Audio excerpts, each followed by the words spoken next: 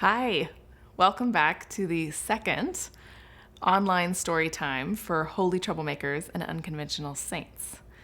It was really fun trying that last week, and a lot of you tuned in to watch and subscribe, and I'm so very grateful. Thank you so much for those of you who sent an email comment or question. This last week we read about Florence Nightingale, and several of you gave me some ideas of how you were being loving to neighbors right now in a time of physical distancing or social distancing. And I saw a really cute idea about a neighborhood where people are putting stuffed bears in their windows doing different poses or having different messages. And when people in the neighborhood go for a walk or for a bike ride, obviously not together, having distance between them, they sort of pretend in the neighborhood that they're going on a bear hunt. I don't know if you've seen that kid's book about going on a bear hunt, but I thought that was a really fun idea. We've been trying to show some love to our neighbors by especially making sure that the two nurses on the street know that we're here to help them out if they need essential errands done, and just trying to give them some thank you notes and things like that. So today we are going to read about Mr. Fred Rogers. Mr. Rogers was requested as the next profile to read, and he seems like another really obvious one during this particular time. The artwork for Mr. Rogers was done by an artist named Brian Kyle. And he actually is a brilliant artist in many mediums, from photography to this particular type of artwork, which is a stencil artwork. And I actually asked him just this morning, when I decided that we were going to read Mr. Rogers today, to tell me a little bit about the art that he might want to share with you. And he said that he was inspired thinking about Mr. Rogers' neighborhood and being outside, and where you sometimes see public stencil art on the sides of buildings. Now, sometimes this is called graffiti, and sometimes it's called art. It's a little bit of what's your perspective on it, and maybe what was the intent of the artist behind it. He was inspired by an artist called Banksy, who is quite famous for stencil art that he paints on the side of buildings. And he's also famous because nobody knows his real name. This is a famous Banksy of a little girl reaching for a heart-shaped balloon, and it actually has sketched, "There is always hope." And I thought that was a wonderful message for today. And this one is a really lovely connection to Mr. Rogers. It's called "Listen to Your Heart."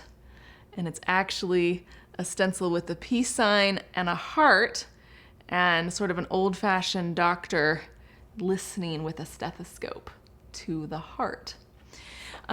So another artist who is in this book who does very similar work to Brian Kyle and to Banksy is the artist who did Bayard Rustin's portrait. This is one of the very first portraits I had done for the book. And the artist, his name is Senor X, or Senor X, is a Spanish street artist, and I didn't even know his real name until it was time to pay him. But Bayard Rustin was a street organizer, and I thought it would be really appropriate to have a street artist portray him. And so all of the artwork that was done for Mr. Rogers is stencil that could be done, easily moved apart and done by other people. So I thought you'd like to know a little bit about the art behind the book. The artists who have contributed to this book are just incredible, and I really appreciate artists, especially right now while we're all at home and probably reading a lot more stories and watching more stories, and appreciating art maybe a little bit more in these days of being at home a lot. It's February 19, 1968, and a new television show for children debuts today. Gentle music plays as we see a model neighborhood with houses, stores, trees, and a little red trolley. The camera zooms in on one house, and then the camera angle changes and we see the inside of this house. A wooden door opens to show the kind face of a man. He walks into the entryway of the house, a smile on his face. He starts singing a song while taking off his fancy jacket and putting on a cozy sweater. In honor of Mr. Rogers, I'm already wearing a sweater, and you might be able to see it, but I'm already wearing my my slippers too. And I have my favorite pet, Nixie. This is our dog here to keep it nice and cozy. We also have 2 kittens, but they are not as trustworthy to be nice while we're filming as Nixie is. Now there's piano music, some sounds of a deep bass, and a light percussion while he sings, "It's a beautiful day in this neighborhood, a beautiful day for a neighbor. Would you be mine? Could you be mine?" He continues singing as he sits on a bench and removes his dressy shoes and puts on comfortable sneakers. "I have always wanted to have a neighbor just like you. Please, won't you be my neighbor?" This is Mr. Rogers' Neighborhood, an educational television show for children that will run for 34 years. While it began in Pittsburgh, it was soon shown all over the country. The host, Fred Rogers, known to everyone as Mr. Rogers, is a musician, writer, puppeteer, and an ordained Presbyterian minister who believes deeply in the power of television to change the world for the better. Mr. Rogers respected children's curiosity about how the world worked. He also thought television should be simple, without the dazzling displays, distractions, and fast-moving edits that most producers thought were necessary to keep children's attention. Instead of fancy effects, he'd take his audience on virtual field trips so they could learn how things worked. Some episodes included, how are crayons made? Where does the milk get bottled? Where do recycling trucks go? These are all still really interesting questions to me, too. Mr. Rogers knew that talking honestly about feelings matters a lot. Part of the show included trips to the neighborhood of Make-Believe, an imaginary world where puppet characters such as King Friday, Queen Sarah Saturday, Prince Tuesday, X the Owl, Daniel Striped Tiger, Lady Elaine Fairchild, and many others lived.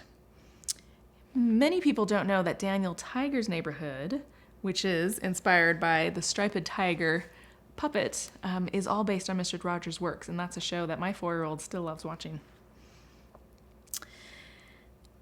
Let me catch where I am again. All right, I'm on page 70.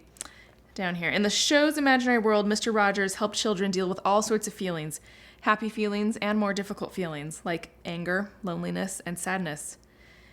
Everyone has lots of ways of feeling, and all of those ways of feeling are fine. It's what we do with those feelings that matters most in this life. In his quiet way, Mr. Rogers was a revolutionary. During a time when racial tensions were high and the Civil Rights Act had only recently been passed, Mr. Rogers planned a segment with Officer Clemens, an African-American police officer who was the first recurring African-American character on any children's show. And a reminder that there is a glossary in the back for those of you who have the book, and you can learn a lot more about the Civil Rights Act, which is a really important thing to know about. Back here at the bottom of page 213, you can learn more about that. Let's find my place again. I'm on page 71, up here near the trolley. One episode showed a hot summer day, and Mr. Rogers invited Officer Clemens to dip his feet into a little kids' pool with him. This was at a time when public pools and hotel pool managers were often openly hostile to African Americans. Seeing a black man and a white man sit next to each other with bare feet in cool water was a powerful image.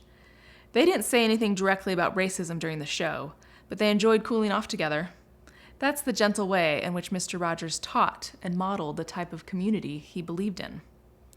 When difficult things like the Vietnam War were in the news, Mr. Rogers was honest with children about how hard life can be, yet he always found reasons for hope and resilience. Today, when there's a terrible tragedy, people still share Mr. Rogers' advice about looking for the helpers in the world, advice he said his mother gave him. And we're going to come back to that at the end. When bad things would happen, she would say, "Look for the helpers. You will always find people who are helping." In many ways, this soft-spoken man, who had originally planned to be a pastor, had a more powerful presence than he ever would have had in a traditional church.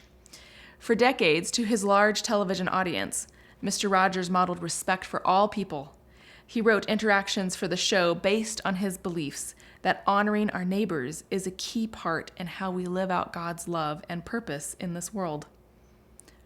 "I believe appreciation is a holy thing," he said, "that when we look for what's best in a person we happen to be with at the moment, we're doing what God does all the time.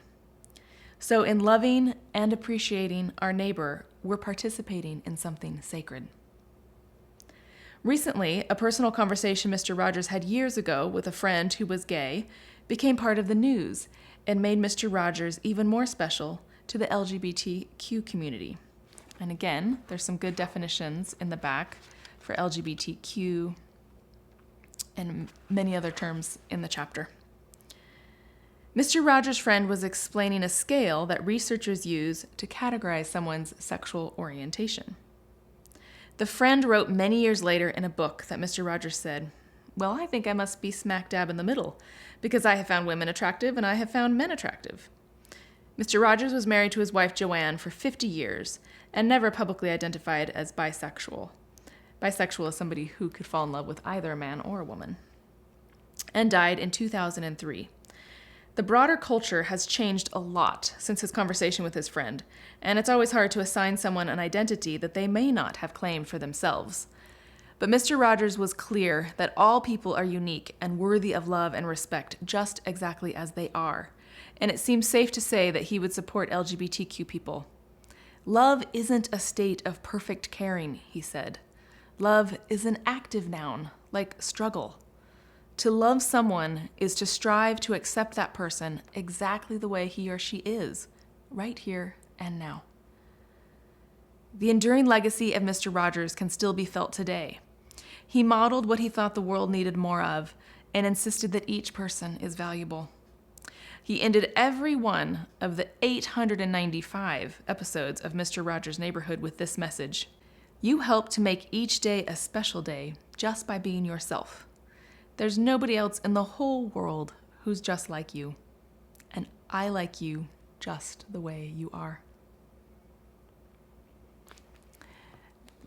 The prompt at the end of this one says, "Why do you think it's so important to let people know that we like them just the way they are?"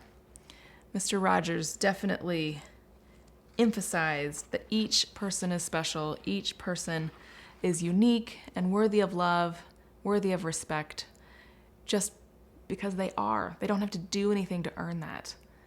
They deserve that because they exist. And I think that's a question that probably a lot of us have to learn is, how can we be ourselves? How can friends? How do we know when people are being good friends to us? How do we feel when somebody actually sees us and accepts us just as we are? And how do we show that to other people, that we love and accept them for exactly who they are? There's nobody else in the world that's just like them, and we need them here too. I think that's a really great question to ponder when we think about friends, and especially when all of us are having to do some connecting with friends in unusual ways right now. I think most of you watching this are watching a lot more of your friends online right now through different video conferencing apps and software. But that's still connecting, and I'm grateful that in this time we still can connect that way. We could write letters the old-fashioned way too and make sure that people know that we love and appreciate them just for who they are and how they show up in the world in their own unique way. One of the other things that Mr. Rogers is really known for teaching us is that feelings really matter, and that talking honestly about feelings really matters a lot. It does no good at all to keep feelings bottled up inside. They are most healthy when we can express them. And sometimes we feel more than one feeling about things, which I think is pretty common right now, given how much life for everybody has changed dramatically in the last few weeks. We had a really big change in our life 6 months ago. We moved from California to North Carolina, which is a really big change. And my youngest daughter, who was 3.5 at the time, just about to turn 4, had really big feelings about it. And she sometimes had conflicting feelings. She felt happy when she had made some new friends here in our new home.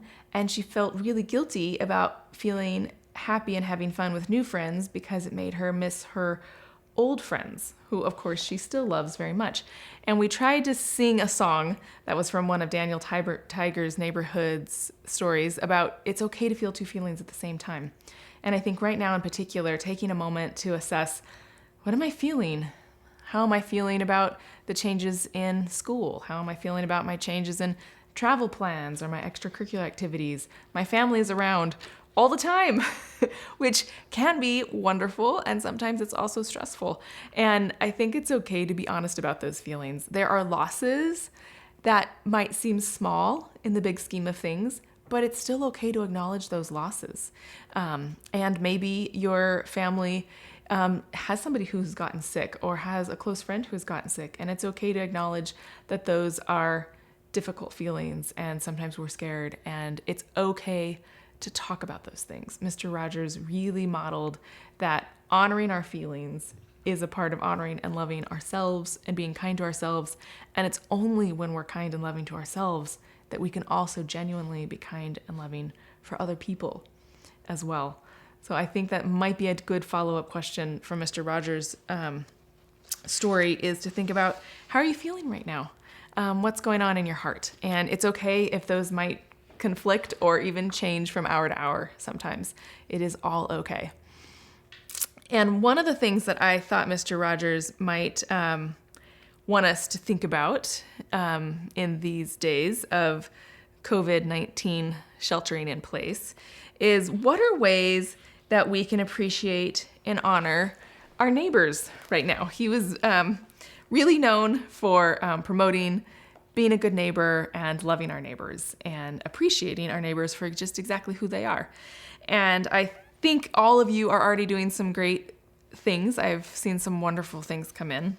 I love this particular quote: appreciation is a holy thing, that when we look for what's best in a person we happen to be with at that moment, we're doing what God does all the time.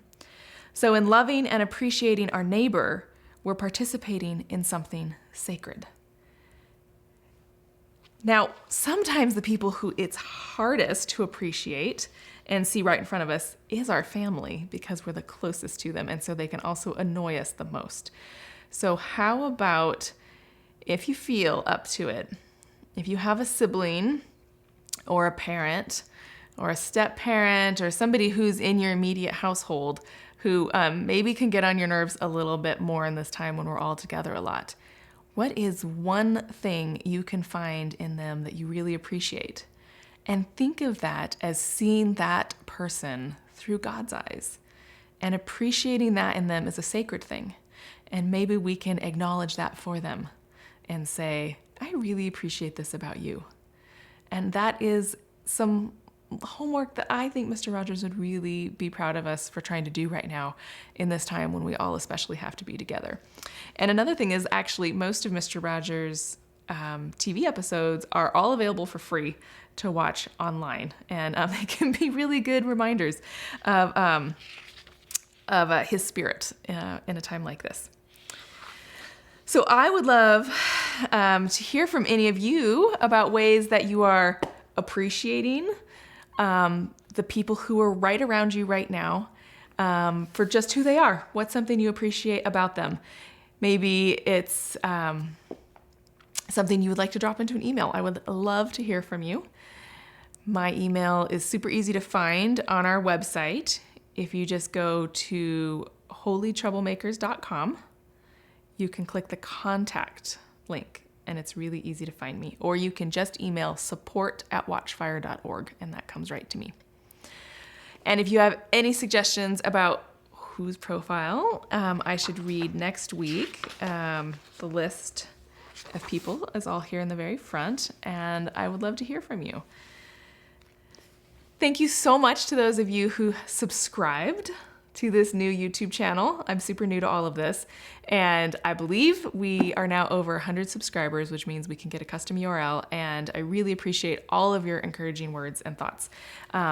Please share this with whoever you think would benefit from a little bit of holy troublemaking and the story time in your life right now. Thanks so much for being here. Love to us all.